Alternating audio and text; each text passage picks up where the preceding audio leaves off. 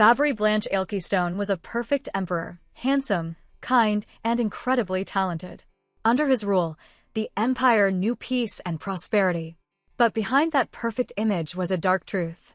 The novel about him was called The Imprisoned Empress, and just like the title says, it wasn't a love story. It was a tragic romance, and the female lead, the Empress, lived a life of fear and control. That Empress was Enya Lockhart. The story begins in a quiet countryside clinic. An old woman teased Enya, asking if she planned to marry. Enya smiled and said no. The woman suggested her grandson again, but Enya calmly reminded her to take her medicine. She seemed healthy now, thanks to Enya's herbs. What the grandma didn't know was that Enya was hiding. She had run away to avoid becoming the emperor's bride. She thought to herself, I just saved your grandson from being dragged into this royal mess. I need to move again before it's too late. In the original novel, Enya's family was promoted to dukes for helping put the emperor on the throne. As expected, Enya was chosen for a political marriage with him, no love, just power. But after their wedding night, everything changed. The emperor became obsessed with her. He watched her every move, got jealous of everyone around her, even her own family. Eventually, he accused the Lockharts of treason and had them killed, just so he could keep Enya all to himself. That was when she knew he wasn't a ruler. He was insane. Coming back to reality, Enya had realized she was inside a tragic novel when she was only 8 years old. She remembered everything from her past life. At first, she felt helpless, but then discovered she had a strange power. She could smell illnesses. She used this gift to help people and earn money. For years, she secretly saved up, prepared herbs, and forged a new identity. When the emperor's order to bring her to the palace came 3 years earlier than expected, she ran. Now, she had been on the run for 3 years. She moved from village to village, staying ahead of the emperor's search. With new strict laws checking every citizen's identity, it was getting harder to hide. Her latest stop was a remote village in the south, quiet, poor, and far from the capital. A perfect place to disappear. She found a small but cozy house. It was clean, well-equipped, and affordable.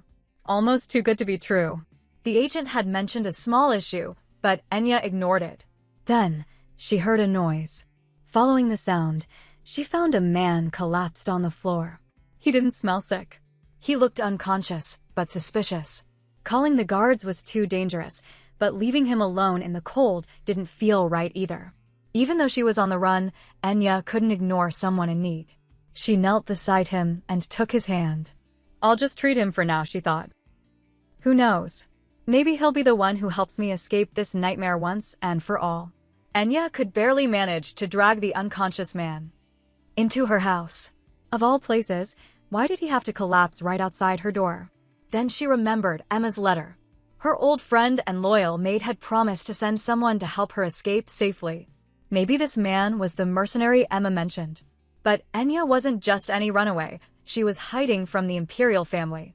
If this man turned out to be one of their agents, it could spell disaster. She needed to be sure. Searching his belongings, she finally found a mercenary badge. A rank. That was impressive. His name? Dale. Sounded harmless enough. Definitely not like the original emperor in the novel, who had a ridiculous name like Pepper? Tomato? She laughed at the thought. Still, he looked way too good to be a background character. But when she checked again, black hair, gold eyes, not the emperor, who was supposed to have blonde hair and blue eyes. Even so, she couldn't shake her suspicions. For now, she decided to treat him. If he really was a threat, she'd slip away like always. Besides, her grandmother's words echoed in her mind. Never turn your back on someone who's hurt. That was the Lockhart principle, the foundation of every true healer. She stayed up all night tending to him.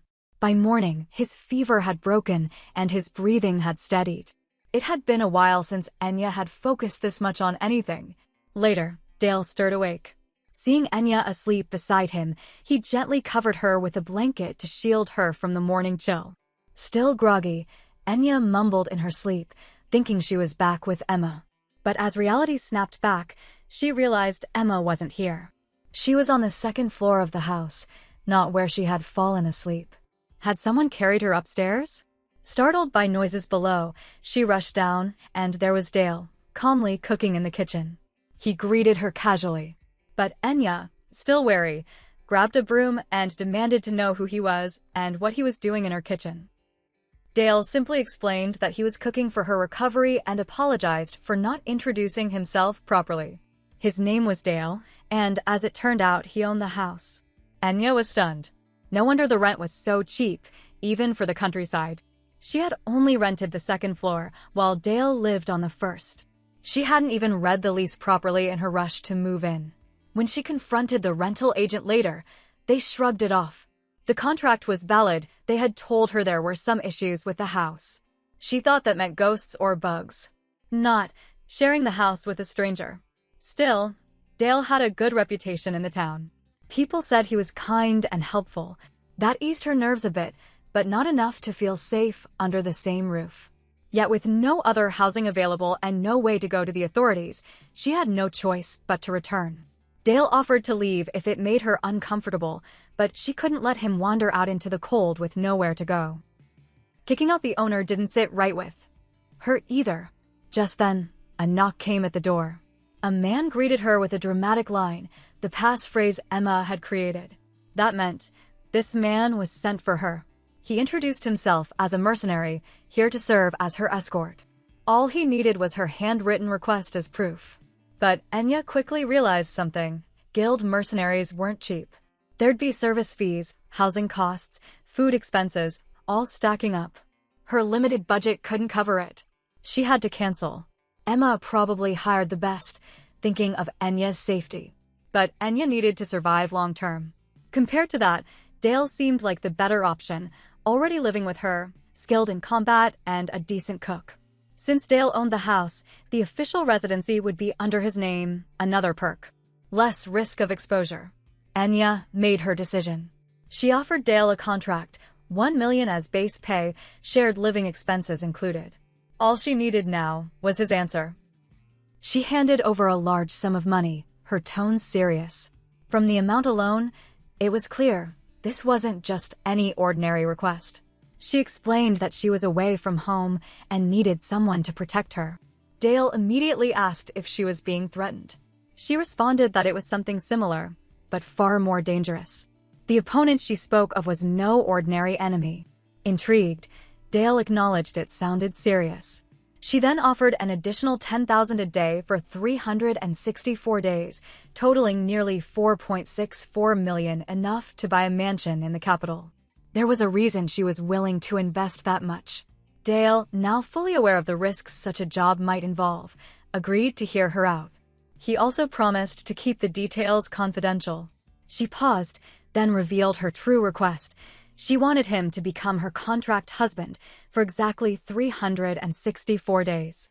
The large payment was for this purpose. If the Emperor found out she had a husband, even a fake one, he wouldn't be able to act against her. Surprised, Dale asked if she really meant husband. She admitted that it might sound extreme, but the legal system of the Empire gave her no other choice.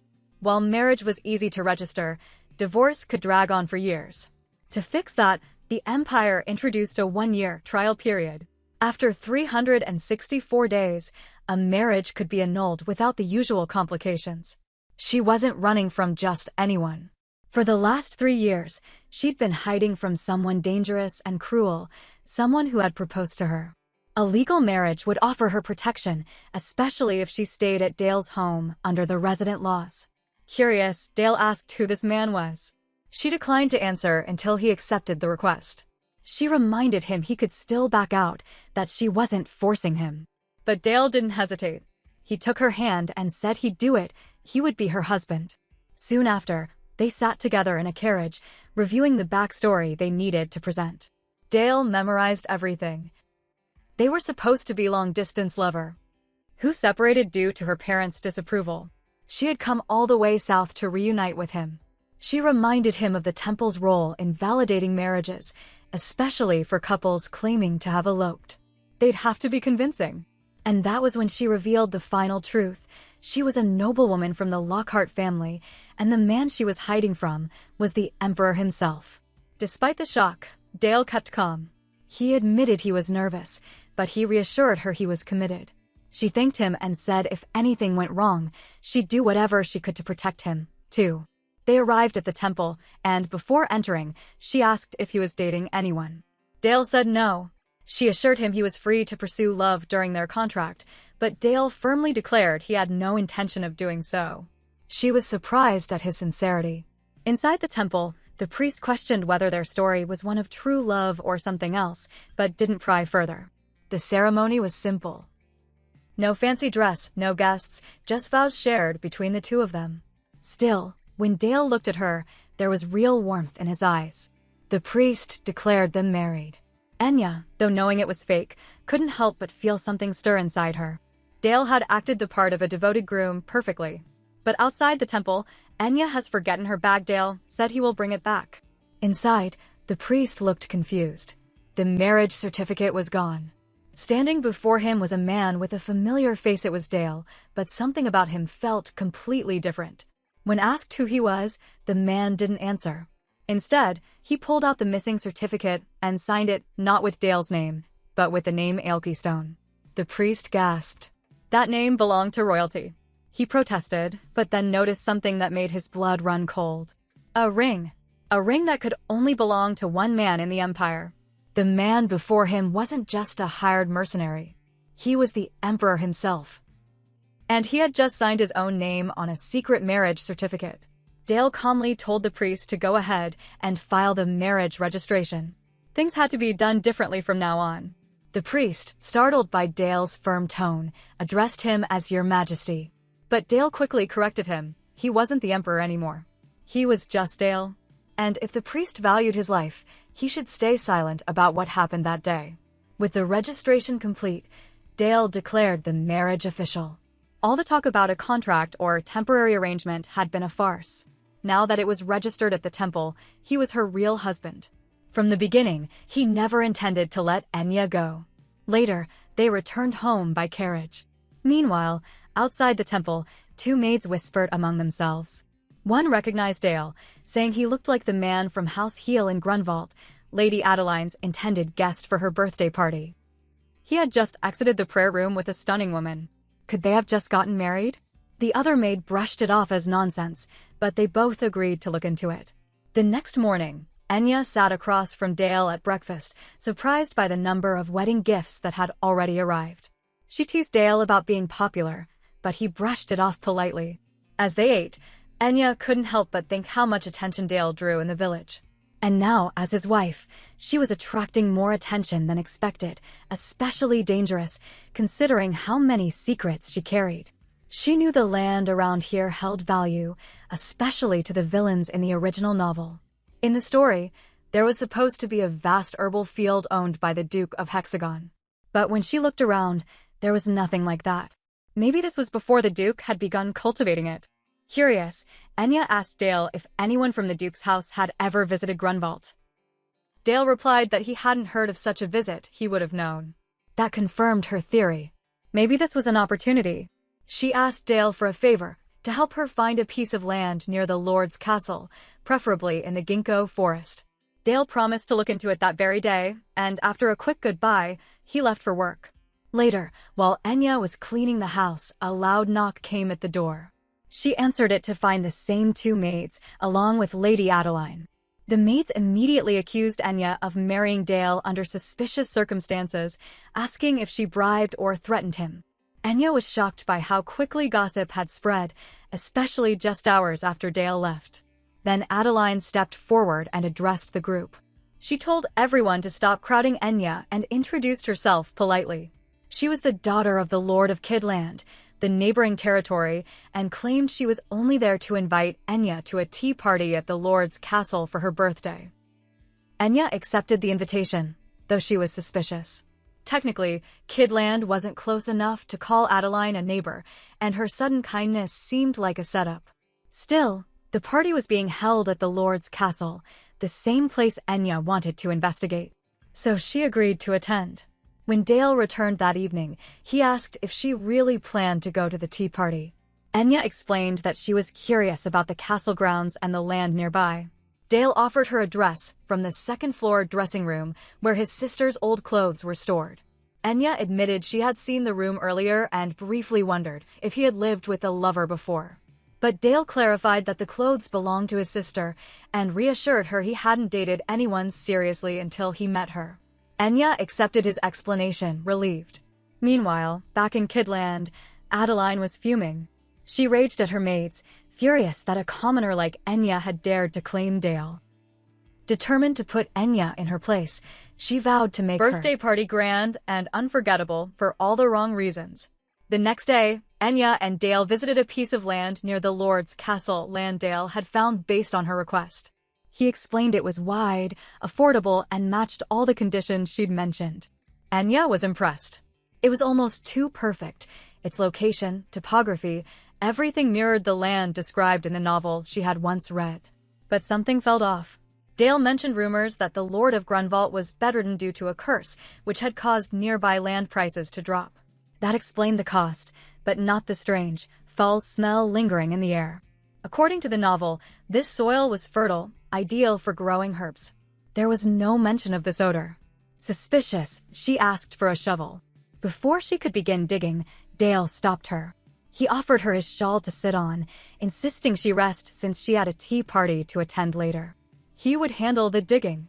Though hesitant, Enya agreed. As he gently helped her put on gloves, she couldn't help but wonder, why did her heart flutter like this? Dale soon uncovered fresh, rich soil beneath the top layer, clearly good for farming. So why had it been covered with smelly dirt? Was this the reason the Duke of Hexagon hadn't bought it yet?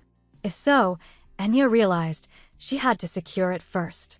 But then Dale revealed something unexpected. The land wasn't owned by Grunwald, it belonged to Kidland. That made things more complicated. It was highly unusual for land adjacent to one territory's castle to be owned by another. More than that, the way this land had been tainted seemed deliberate. And the owner? None other than Kidland, the territory of Adeline's family. The connections were too strong to ignore. Enya was now determined to investigate further. Later, Dale escorted her to the castle for the tea party. As they arrived, Adeline noticed Dale smiling gently at Enya. She whispered to herself. It was her first time seeing him smile like that. The rumor that he was forced into marriage clearly wasn't true. Adeline greeted Enya with a courteous but cold welcome. Enya, sensing Adeline's real interest was in Dale, decided to push her buttons. She faked a stumble, landing gently against Dale. She murmured that she felt dizzy from the carriage ride. Dale immediately offered to take her home, but Enya smiled and said she'd be fine with him nearby. Adeline's expression darkened instantly. She held her tongue only because Dale was still present. After Dale excused himself, Adeline's mood soured even further. Behind closed doors, she lashed out at her maids, even striking one. Enya, witnessing this, rushed to help the injured girl, shocked to see her bleeding. Adeline quickly put on a show, claiming it was accidental, and sent the maid away to rest. As the party began, whispers filled the room. Noble women gossiped openly about Dale's marriage to a commoner. They speculated that if he had married Lady Adeline instead, he could have earned riches and left behind his risky life as a mercenary. The judgmental eyes all turned toward Enya, but she remained composed. Because Enya wasn't just an ordinary village girl anymore. She was Dale's wife, and she had plans of her own. The noble ladies gathered around with practiced smiles, raising their glasses to toast the reason for the evening's gathering, Lady Adeline's birthday.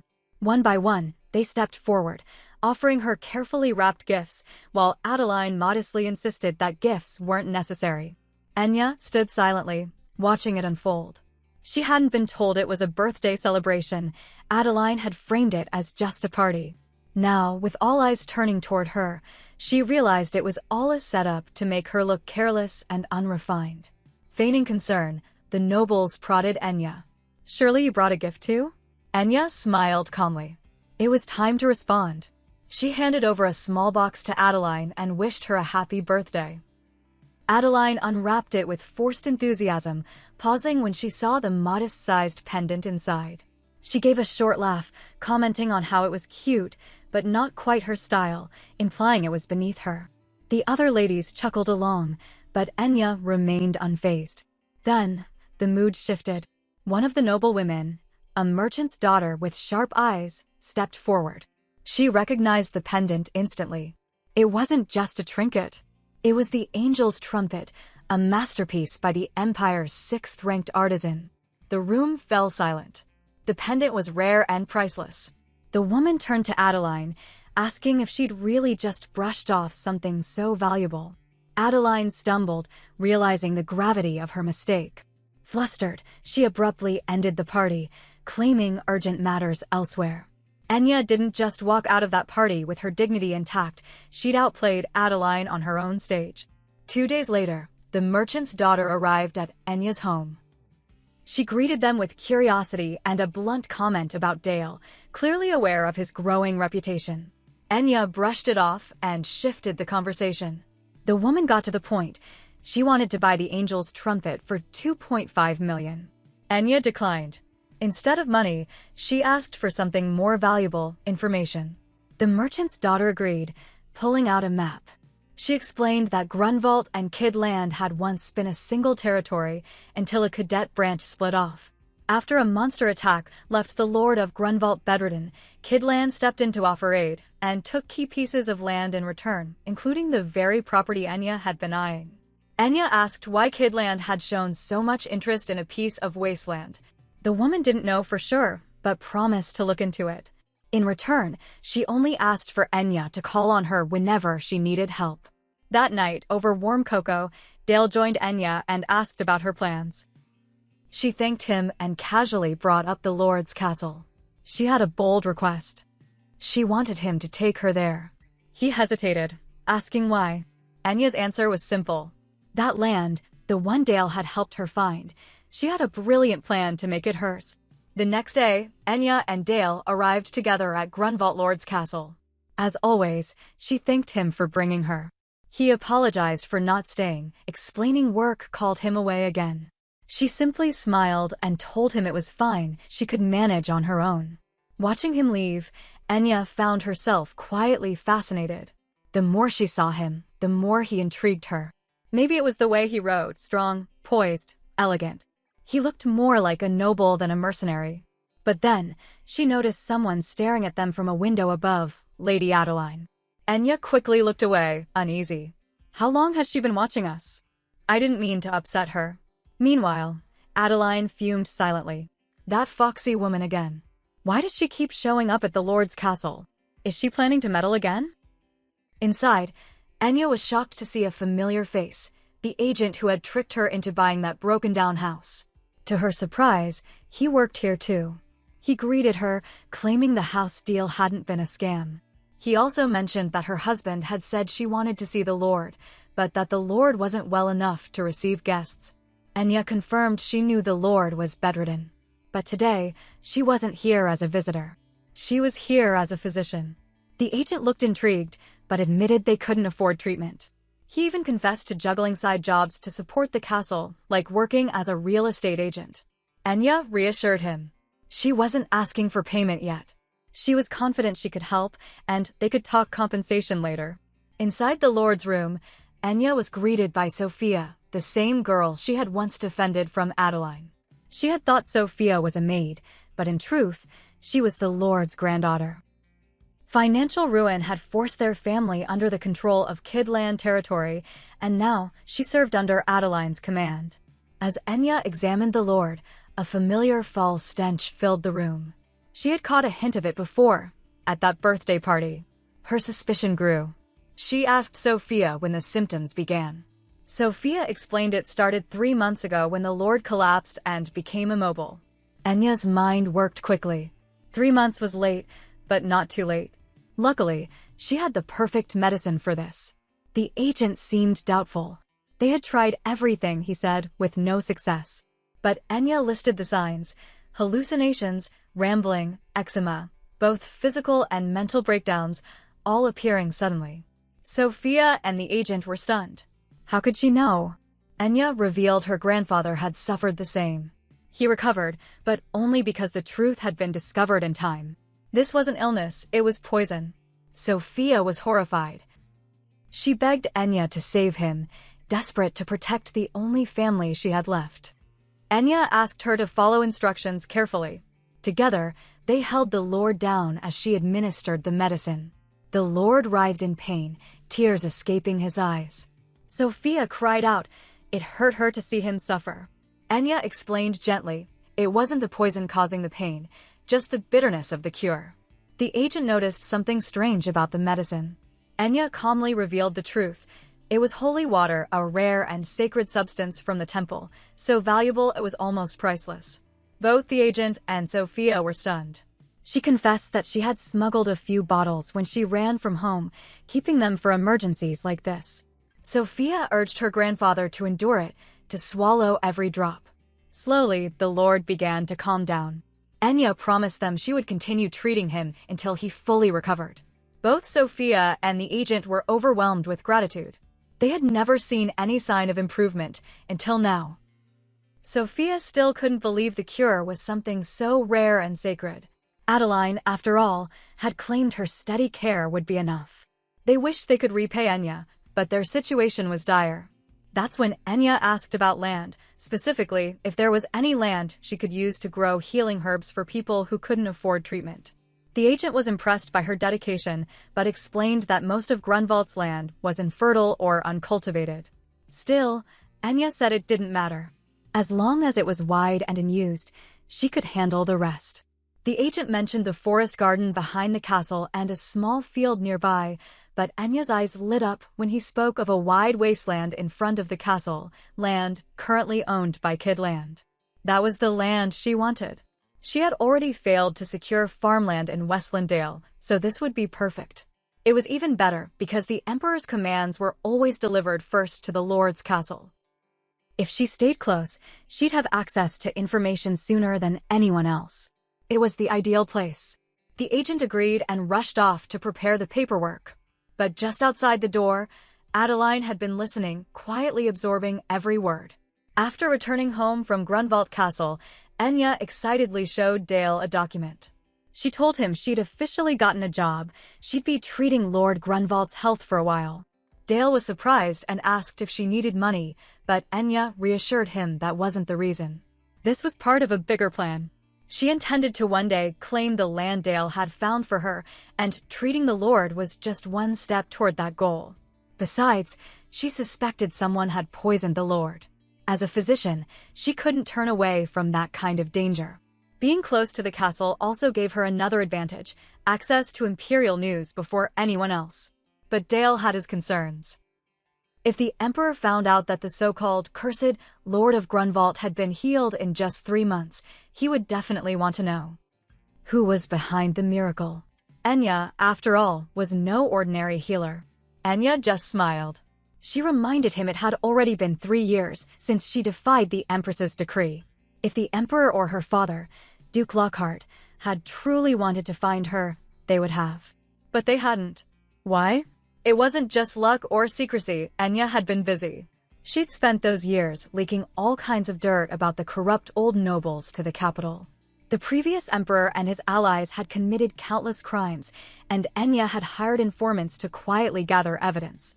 She was keeping the current emperor too busy cleaning house to come searching for her. In her mind, it was a perfect plan: delay the emperor while taking down the villains. A win-win. Dale was stunned by her cleverness. And he realized something. Those recent waves of investigations in the capital, they were all part of her plan. A week later, Enya returned to the castle. She checked on the Lord, asking if he felt any discomfort. To everyone's surprise, he was already strong enough to walk around that morning. It was a dramatic improvement in just 1 week. Enya explained the poison he'd been exposed to was rare and slow-acting. It built up over time, showing no symptoms until it reached a lethal dose. But this wasn't a random case. She'd seen the exact same signs before, when her grandfather had been poisoned by an agent of the Hexagon, a secret group of old noble elites determined to destroy the new nobility. Could it be happening again? Just then, Enya caught a glimpse of Adeline slipping away suspiciously. Soon after, Sophia found her and thanked her again for saving the Lord. She confessed that they'd wasted so much time blaming the wrong people. If not for Enya, they might have lost him. When Enya brought up the tea made from the cozy flower, a plant usually known for its detoxifying effects, Sophia explained that Adeline had been supplying it from Kidland ever since it had gone extinct in Grunwald. That raised a red flag for Enya. If the flower had such healing properties, why had the Lord's condition worsened under Adeline's care? Maybe the flower wasn't real, or worse, maybe it had been tampered with. Sophia was torn. She had grown up with Adeline and considered her family. The thought that her closest friend could be involved in something so dark was painful. But Enya gently reminded her that sometimes kindness can cloud judgment. Still, she offered Sophia her friendship. Status didn't matter, only trust. Sophia accepted, and the two shared a warm moment of connection. Sophia even promised to show Enya the Lord's study, her favorite place in the entire castle.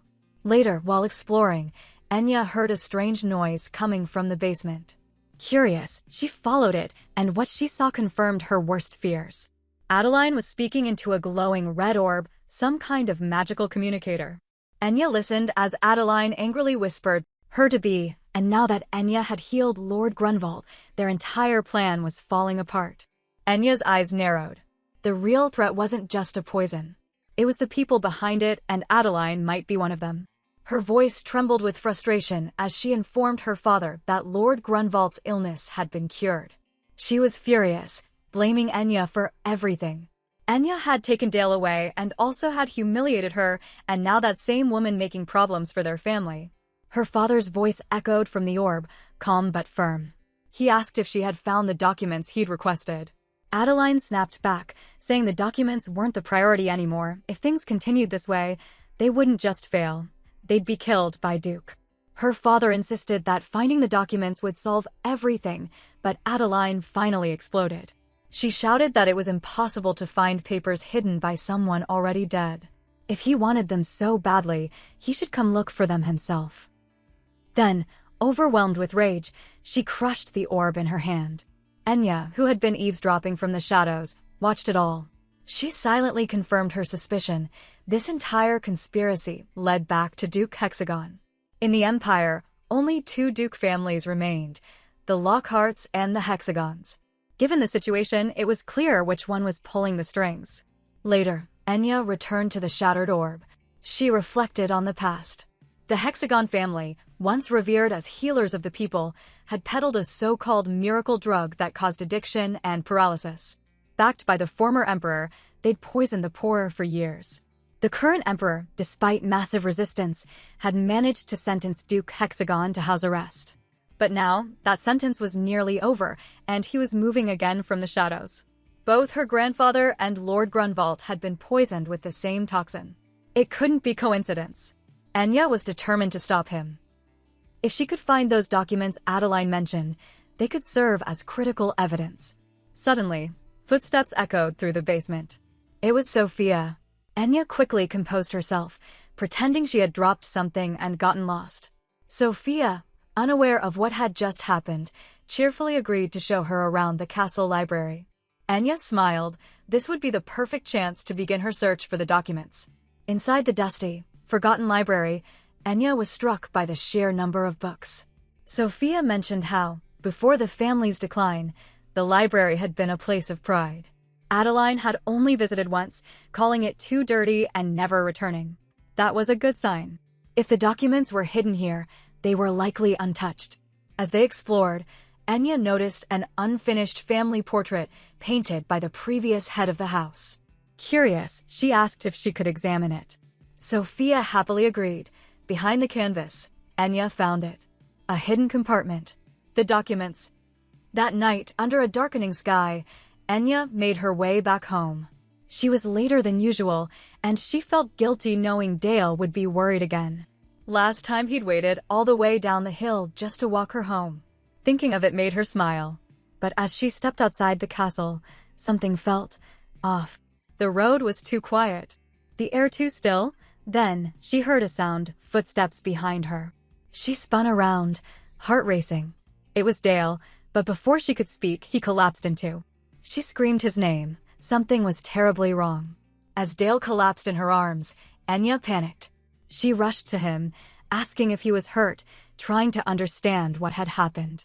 His body burned with fever. It was clear something was seriously wrong. Then she noticed it, a used teleportation scroll. He had just used one, no two. Moments later, Dale's eyes fluttered open. They were now in his room. Enya leaned over, relieved to see him awake. But Dale, disoriented, asked what was happening and why she was in his room. Enya gently explained she had found him collapsed near the road and, worried, got help from a neighbor to bring him inside. She had moved him to the bedroom, and now more than anything, she was concerned. This was the second time she had seen him collapse. She didn't expect full honesty, but wanted him to know she wasn't just a client. She truly cared for him as a friend and colleague. If there was any way she could help, she would. Dale thanked her sincerely. He insisted it wasn't anything serious, just that juggling their pretend marriage and his original work had taken a toll. He had simply pushed himself too hard lately. Still, Enya wasn't satisfied. She asked how he could afford to use such an expensive teleportation scroll. Dale admitted that when he realized how late it was, he decided to use it just this once. Scrolls like those were convenient, but they placed a huge strain on the body. Enya asked him not to use them again. It was okay to be late. He should rest. As she left the room, Dale thought to himself, collapsing in front of Enya was never part of the plan. But his secret visits to the imperial palace had caught up with him. He would need to find another way. Enya, too, was lost in thought. She knew something was off. The scroll's side effects wouldn't show after a single use. Dale must have been using them frequently. But why would a former mercenary, who claimed to take only small local tasks now, need such expensive tools? She recalled how he'd claimed the master craftsman necklace was payment, but it all felt too convenient. Was he still hiding something from her? The next morning, Dale woke to the smell of warm food. Enya greeted him cheerfully and asked him to come sit. She had prepared a recovery meal just for him. When he mentioned that she must be tired from her healing work and tending the herb garden, she smiled. He had always cooked for them. Now that he was sick, of course she would return the favor. Then Dale noticed a document Enya had been reading. She explained, it was the original contract between the ancestors of the Grunwald and Kid Land territories. But the current situation was far different from what the document described. She suspected that the Duke of Hexagon and the Kid Land nobles had worked together to falsify history. When Dale asked what she meant, Enya revealed something disturbing. She had overheard Adeline speaking to someone, clearly attempting to destroy incriminating documents. The wealthy princess hadn't come to Grunwald for leisure, she was there to cover up a crime. Long ago, Grunwald and Kid Land had worked together. Grunwald handled mining and fended off monsters from the dangerous Bonus Mountains, while Kid Land provided mercenaries in exchange for shared mining rights. But when the Grunwald count who signed the contract suddenly died and the contract vanished, Kid Land turned greedy. Instead of helping, they aimed to take Grunwald's land. Enya compared the old documents and maps and found major discrepancies. The territorial boundaries shown on current imperial records were vastly different. A land deal of this scale couldn't have been forgotten, not without deliberate forgery. Dale asked if she truly believed the current contract was a fake, forged with Duke Hexagon's help. Enya nodded. The Duke had aided Kid Land in rewriting history, robbing Grunwald of its land and power. She held in her hands the original contract, the old map and a mana stone, retrieved from the red crystal Adeline had shattered in anger. That stone recorded her voice, mentioning the Duke himself. Dale was stunned. He asked how she'd gotten such a high-grade communication crystal. Enya explained that Adeline had unknowingly left it behind. In her rage, she'd smashed the device without realizing it had stored magical recordings. Her maid probably handled the device, and she didn't even know it had that feature. With this evidence, Enya believed Grunwald could finally get justice. The people deserved to know the truth. She hadn't told Dale everything yet. She wanted to show it to Lord Grunwald and Sophia first. But her conviction was clear. When Dale asked if she truly believed the Emperor would act fairly, Enya's response was firm.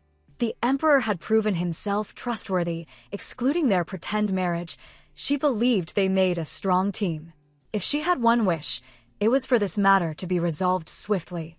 Dale looked at her, confident. He agreed. Yes, Miss Enya. Justice would be served. A month had passed since the truth was brought to light. The village of Grunwald had come back to life. The people bustled with purpose, hauling materials and rebuilding their land with renewed energy. Just as Dale had promised, everything was swiftly and fairly resolved. The imperial family launched a formal investigation through strict and through, uncovering shocking details. The Lord's illness was diagnosed as poisoning caused by a genetically modified species of cauliflower. Along with the mountains of evidence gathered, Baron Kidland had no choice but to admit their crimes. It turned out that the land Kidland had taken from Grunwald had been contaminated over time, all under the guise of a geological survey. While pretending to maintain friendly ties, they had worked behind the scenes to ensure Grunwald's lands never recovered. If the Lord had died from the poison, they planned to claim the entire territory outright. Adeline quietly left Grunwald, acting as if the return of land and reparations were simply the natural outcome. But those who had suffered knew better. When Dale and Enya returned to the estate, the castle agent greeted them warmly. He praised Enya, saying that thanks to her, Grunwald had recovered so quickly. He eagerly offered to take them to the Lord, who had been waiting for their arrival. Inside, Sophia found her grandfather teary-eyed as he reread an old letter. When asked about it, the Lord explained that it was a letter his great-grandfather had written for his son, a warning, filled with concern. His great-grandfather had feared for the family's future, sensing Kidland's ambition. Tragically, he had died in a landslide, and his letter had become a legacy of caution passed down through generations. The Lord confessed that he had long suspected Kidland of greed and deception, but had chosen to ignore the signs because of their close ties and lack of proof. Now, knowing how close his own granddaughter had come to harm, he felt overwhelmed with guilt and deeply grateful to Enya for exposing the truth before it was too late. He wanted to reward her, to properly acknowledge the one who had saved both his life and his people. But Enya humbly credited the imperial family emperor and their investigators. They had discovered that the mastermind behind the scheme was a central noble from the old aristocracy, someone tied to Hexagon. It was he who had once offered to buy Grunwald's land and later aided Kidland in plotting to steal it. Sophia, touched by Enya's selflessness, asked if she was truly okay with remaining anonymous. Enya smiled and said that it was her own request. After all, as Dale had once reminded her, it's better not to stand out. Still, the Lord insisted on giving her something in return. Dale then suggested that since a large piece of wasteland near the Lord's castle had just been reclaimed from Kidland, it could be given to Enya. She had saved them, after all. At first, Enya hesitated. That land was exactly what she had wanted, but now, after hearing Grunwald's full story, she wasn't sure it was right to accept more. Even so, seeing Dale support the idea, she finally agreed. But she made a condition. She would only take the reclaimed forest. The wasteland, she insisted, should be restored together, with everyone's efforts. She didn't want to attract Hexagon's attention either. Most of all, she wanted to help the land and the people who had become so dear to her. She revealed a method she had researched, one that could purify poisoned land with the help of the temple. The Lord was doubtful that a priest would come to such a remote area, but Enya smiled and said she knew someone. A rather corrupt priest, perhaps, but one who would come if paid well.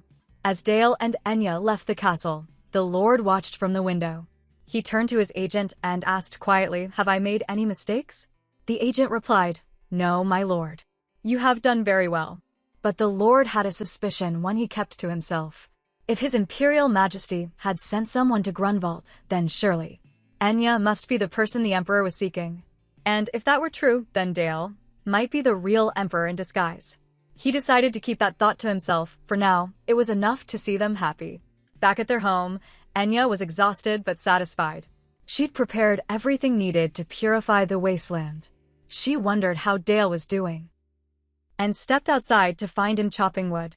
She paused for a moment, admiring him. Whose husband is that? So handsome, she thought with a quiet smile. She called out, asking if it wasn't too hard. Dale replied that he was fine. Enya noticed how much better he looked these days. He hadn't used a teleportation scroll since that night. He seemed healthier, lighter. She thought about everything they'd been through. Dale had always listened to her, supported her, and helped without question. They'd worked hard together, and now it finally felt like peace was returning. So she asked gently, "Would you like to go into town with me tomorrow?" And then, smiling warmly, she added, "Go on a date with me." In the bustling southern city of Grunwald, Dale and Enya stepped out to explore the town. As they walked, two children ran past them, and one accidentally tripped over Dale's feet. Catching the child gently, Dale warned them to be more careful. Watching the lively children, Enya smiled warmly, feeling her heart lighten. It was rare to see such carefree joy in Grunwald. It felt different from the big city they'd left behind. Curious, Dale asked if their outing was really a date. Enya admitted it was. She explained how grateful she was for all the help Dale had given her and thought it was a shame they hadn't spent more time alone together. So, she wanted to make the day special. It was their first real date, after all. At the market, Enya tried on several clothes while Dale watched quietly. He confessed he didn't really need any of them and felt a bit overwhelmed by the number of outfits. Enya worried he might be uncomfortable or worried about spending too much, but Dale reassured her, saying it wasn't like that. Instead, he admitted he wasn't used to dressing up and wasn't sure what looked good on him. Enya laughed softly, telling him he looked handsome no matter what. She also mentioned that the boutique's prices were affordable for commoners like them. Dale added that thanks to the. After shopping, Enya suggested visiting one of the many famous tea shops nearby. Dale happily agreed, saying he didn't mind where they went as long as he was with her. Enya reflected on how strange it felt. They hadn't known each other long, yet being together brought her a deep comfort, almost like they'd known each other forever. Despite their contract marriage, she found herself genuinely enjoying every moment, grateful for the rare chance to forget her worries. Later, as they rowed a boat on the river, Enya asked if Dale had fun. He smiled and said it had felt like a dream, her efforts having paid off. Dale then revealed he had a gift for her, a wedding ring.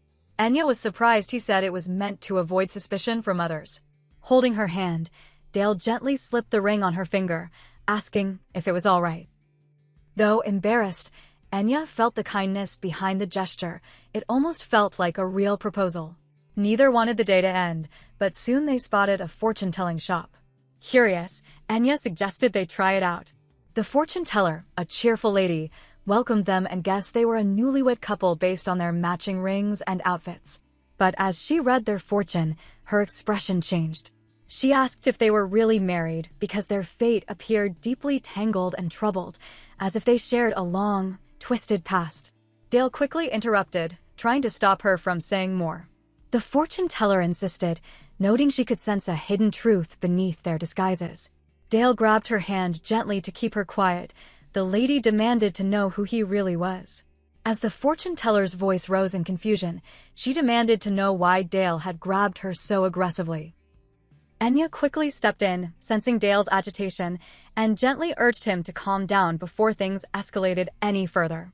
She knew that acting out like this would only make them look more suspicious. Realizing his mistake, Dale stepped back and apologized for startling the fortune teller. But the woman, now furious, accused Enya of not even trying to stop her husband. She insisted she was innocent, only for her identity to be unexpectedly revealed. The fortune teller wasn't a woman at all.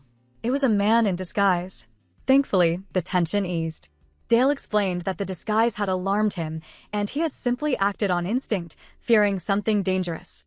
Now calm, the fortune teller turned to Enya, asking why she seemed surprised by the disguise. Enya, however, was having none of it. She questioned him sharply, why use a disguise potion, something that was strictly regulated by the magic tower?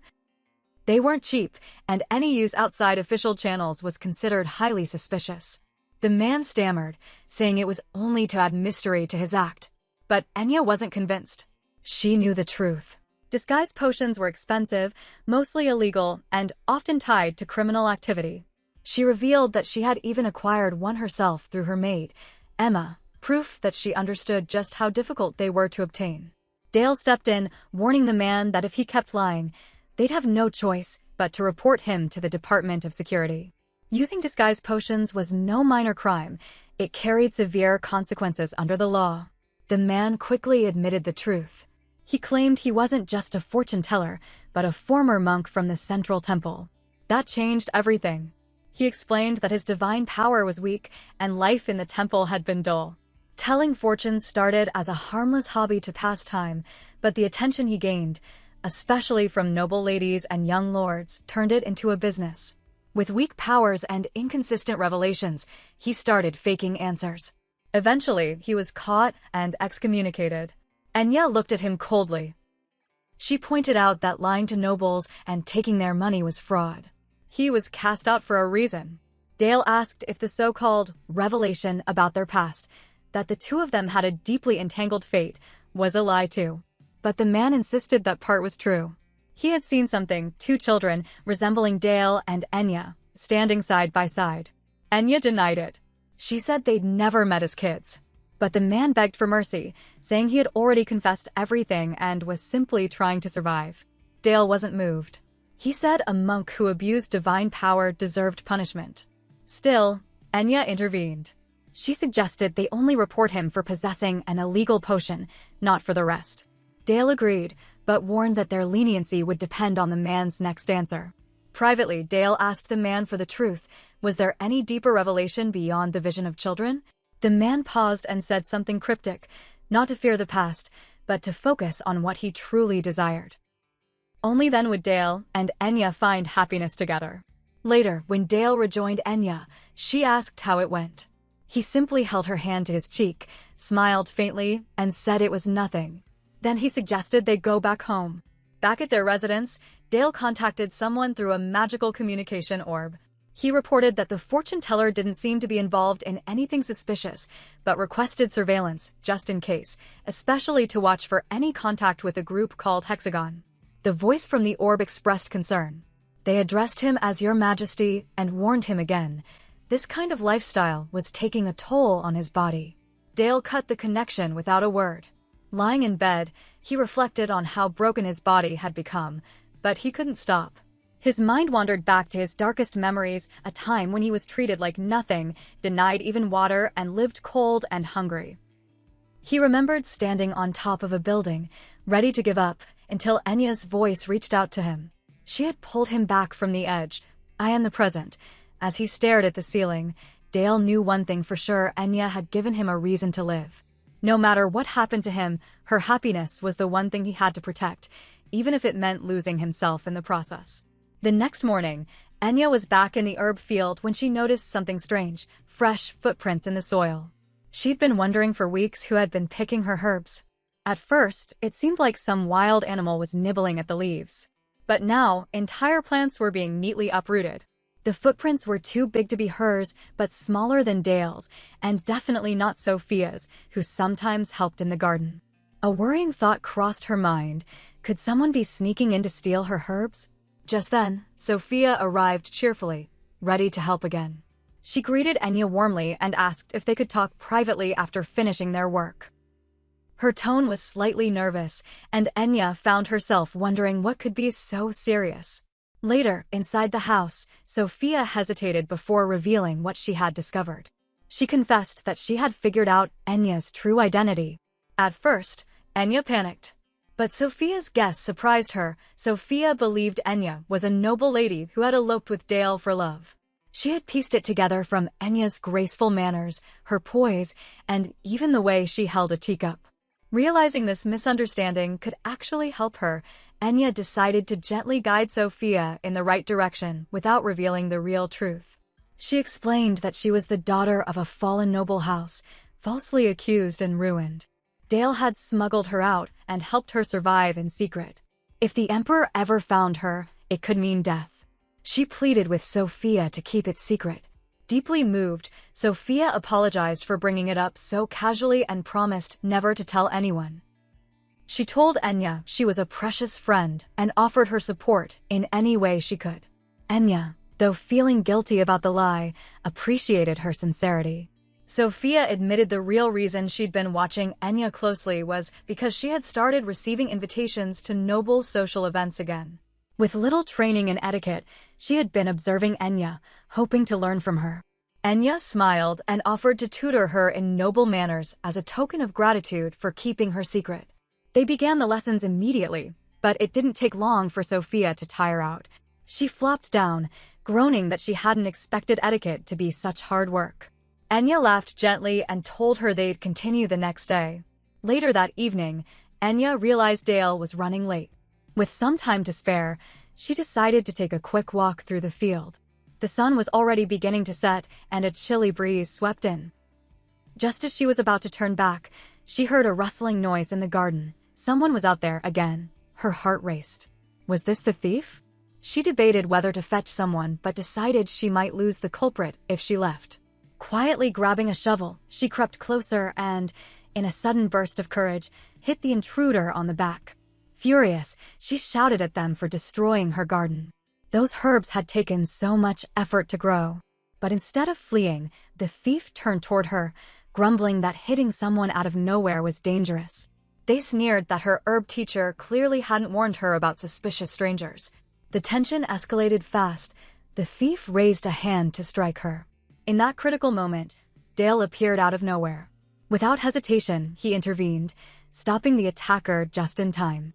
Back at the cabin, the would-be thief had been tied up with rope. Confused and groggy, he looked around in disbelief, demanding to know where he was. He accused them of kidnapping and called them crazy. But Enya shot back with a sharp glare, reminding him that he was the one trespassing and stealing herbs. She was the victim here. She explained that he had suddenly collapsed after she hit him, so they had no choice but to bring him in. Still rubbing his head, the man grumbled that it was no surprise he passed out. After all, Enya had hit him that hard. Dale, standing calmly nearby, asked the real question: why would anyone with access to an artifact resort to stealing from a small herb garden? Artifacts weren't cheap. For someone to use one just to steal herbs, there had to be more going on here. Enya watched quietly, suspecting the same.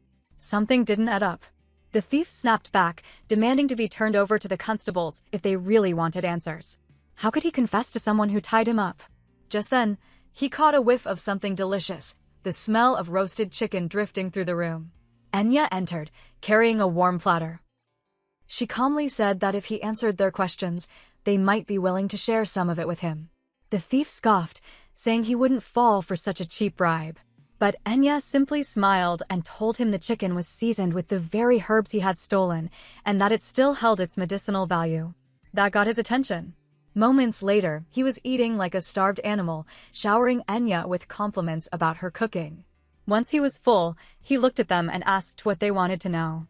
Dale was surprised how easily he gave in. Enya asked the first question. The artifact. Where had he gotten it? That kind of item wasn't something just anyone could afford. The thief finally introduced himself as Edward.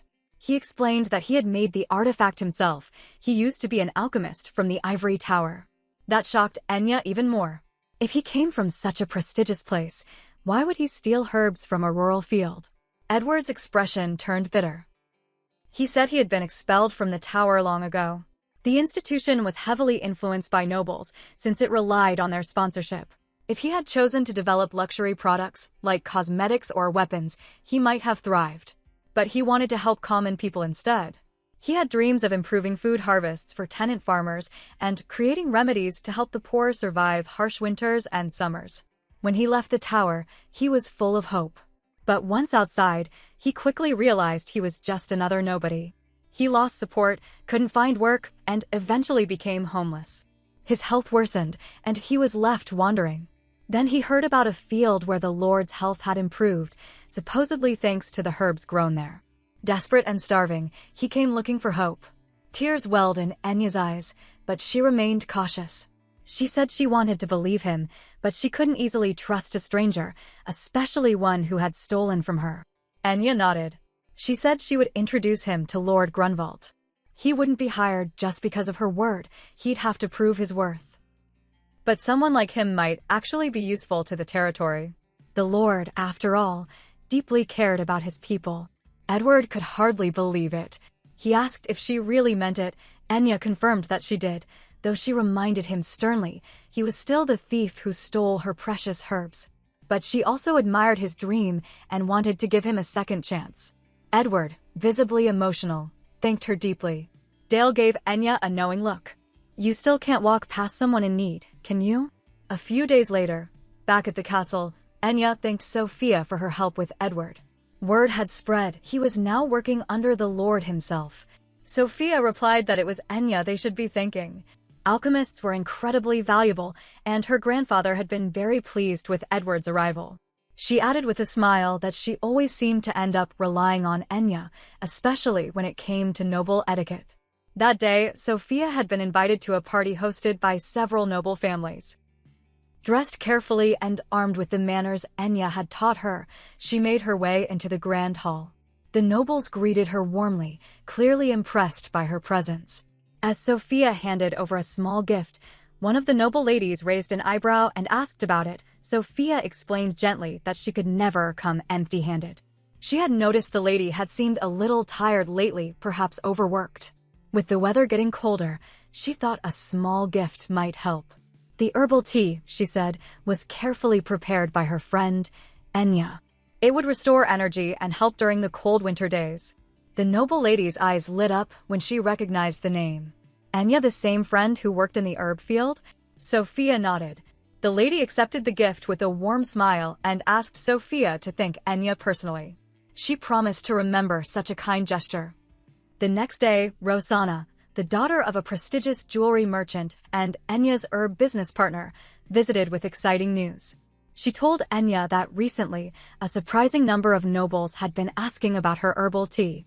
Enya admitted that the batch she gave the countess was small and manageable, but warned that focusing on quantity could affect the tea's effectiveness. Rosanna agreed.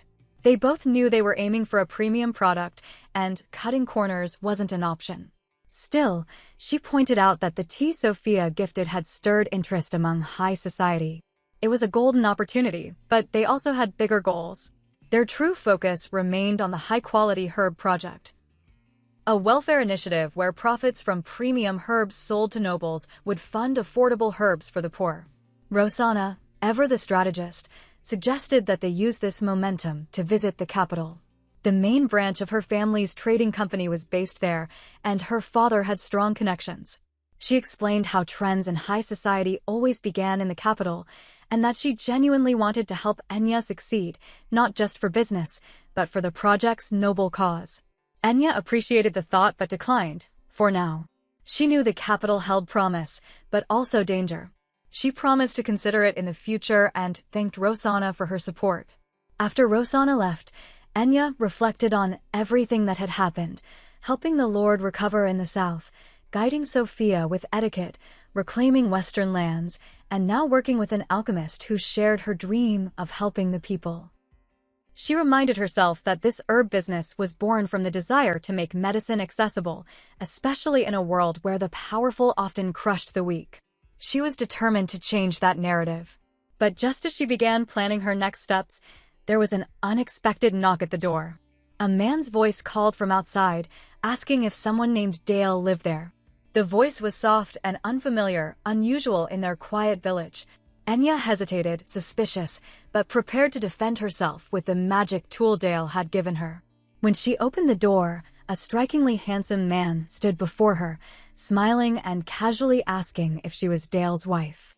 Enya was caught off guard. This man didn't look like any background character. The man claimed he was a close friend of Dale's, practically a brother, though Dale had never mentioned anyone visiting. He suggested they talk inside and share stories. Cautious, Enya let him in but stayed on guard. He handed her a high-grade protective scroll, casually demonstrating its use. That, along with his clothes and manner of speech, marked him as a high-ranking noble. She was alarmed when he mentioned the magic tool hidden in her pocket, something no outsider should know. The man assured her he meant no harm and simply wanted to talk. Enya, still uneasy, asked why he had come. The man tried to change the subject by complimenting the cookies she served, assuming she had baked them. But Enya told him firmly those were made by Dale. That caught him off guard. The man seemed genuinely surprised, insisting Dale never knew anything about fine food. But Enya defended her husband, saying he was a wonderful cook and well-loved in the village. The stranger, still insisting he knew Dale, called him a Class A mercenary with a cold heart beneath his calm demeanor. Enya refused to believe it. Dale was kind, warm, and helpful, nothing like what this stranger claimed. She demanded to know who he really was. Giving her a scroll didn't prove anything. At that time the man introduced her, he stood her ground and declared her full name. Lady Enya Lockhart, daughter of a duke. Enya sensed something strange. Her instincts flared as a man suddenly approached and asked, "Who are you?" She narrowed her eyes. Something had felt off from the start. More importantly, how did this stranger know who she was? The man introduced himself casually. Cassian Schultz. Enya froze. Cassian Schultz? That name was far from ordinary. In the original story, he was the Emperor's only close friend and a genius magician from the renowned Marquis Schultz family. He had become the youngest tower master in history. Despite his powerful background, he had once secretly aided the heroine, only to mysteriously die later. His death was never explained and his family remained silent, his role in the story vanishing like smoke. But what was someone like him doing here, and how did he know a mercenary like Dale? Cassian chuckled as he explained. The magic item Dale had given her, the one that knocked someone unconscious, he had made it. Even as Tower Master, Dale had asked him for that favor, but hadn't told him who it was for. Curious, Cassian had come to find out for himself, only to discover Enya, the missing Lady Lockhart. Alarm bells rang in Enya's head. Does the Emperor know about this? This man is dangerous. She began calculating what to do. But Cassian only smiled and said he was joking. He wouldn't tell the Emperor, she could relax. Enya didn't buy his casual tone. Is he trying to test me? Does he think he's found my weakness? I can't let him underestimate me. She straightened her posture and coldly reminded him of her status, the daughter of the ducal house of Lockhart and the Emperor's fiancée. She demanded he speak with proper respect. To her surprise, Cassian backed off politely, apologizing for his informality. Then, with a slight smirk, he offered her something, an interesting proposal. She agreed to listen, but insisted he sit back down first. Cassian revealed that someone in the capital was now claiming to be the daughter of the late Lady Lockhart. This woman had been stirring up trouble in the streets, using the Lockhart name to harass people. Enya was stunned. The former Lady Lockhart was her aunt, who had cut ties with the family and disappeared over 10 years ago. Enya frowned. Why would someone who has stayed hidden for so long suddenly allow her daughter to act out like this? Cassian found the timing suspicious too, especially since this imposter appeared right when the Duke and Duchess left the capital. Enya agreed it might be an imposter or someone with a hidden agenda. Her aunt had once been loved deeply by the family, but everything changed when she fell in love with a commoner and eloped. Since then, any mention of her name was banned in the household. Her grandfather would fly into a rage at even a whisper of her past. That's probably why lower nobles didn't report this to our family, Enya thought. Maybe someone is trying to spread a scandal that would ruin the Lockhart name. Only someone bold and powerful enough to challenge the Emperor's fiancé would dare such a thing. She started to suspect Duke Hexagon. To her shock, Cassian guessed exactly that. His own family, loyal to the Emperor, had trouble with the Duke too. Now that Duke Hexagon's house arrest was ending, this scandal had erupted at the perfect moment. With the Emperor away for winter training, the stage was set. He urged Enya to investigate personally. She hesitated. "Why are you helping me?" she asked. Cassian smiled mysteriously and said it was because of an old debt. When she questioned him further, he only shrugged it off and said he had said what he needed to. Before she could stop him, he vanished, just like that. Not long after, Dale returned. Enya told him about Cassian's visit and asked how they knew each other. Dale made it clear they weren't friends, just acquaintances through work. The magic item he gave her had been a commission reward, nothing more. Enya figured that made sense. Someone of Dale's caliber probably worked for nobles all the time. When Dale asked if Cassian had said anything strange, Enya admitted that while it hadn't been weird, the conversation had left her feeling unsettled. Cassian had somehow known who she really was. Thanks for watching. If you enjoyed the video, please give it a like and don't forget to subscribe to my new channel. Your support means a lot. See you in the next one.